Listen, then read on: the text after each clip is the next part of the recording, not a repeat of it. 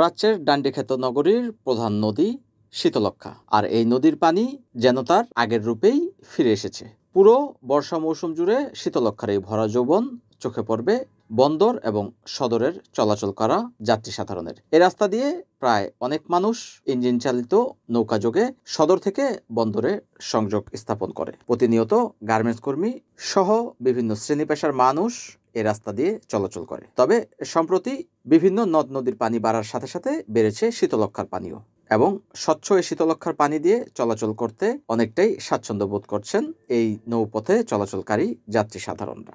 বন্যা পূর্বাভাস সূত্রে এবং পাউবির সূত্রে জানা যায়, চট্টগ্রাম বিভাগের গোমতী, মুহুরী, ফেনী ও হালদা, সাজু, মাতামুহুরী নদীর পানি অনেকটাই বেড়েছে সম্প্রতি বৃষ্টির কারণে। সেই সঙ্গে পাল্লা দিয়ে বাড়ছে শীতলক্ষ্যা সহ বিভিন্ন ছোট ছোট নদ নদীর পানি। এরই ধারাবাহিকতায় নারায়ণগঞ্জের এই শীতলক্ষ্যার পানিও অনেকটাই বেড়েছে এবং স্বচ্ছ হয়েছে। শীতলক্ষ্যা যেন তার আগের যৌবনে ফিরে গেছে। NAN TV, Narayanganj.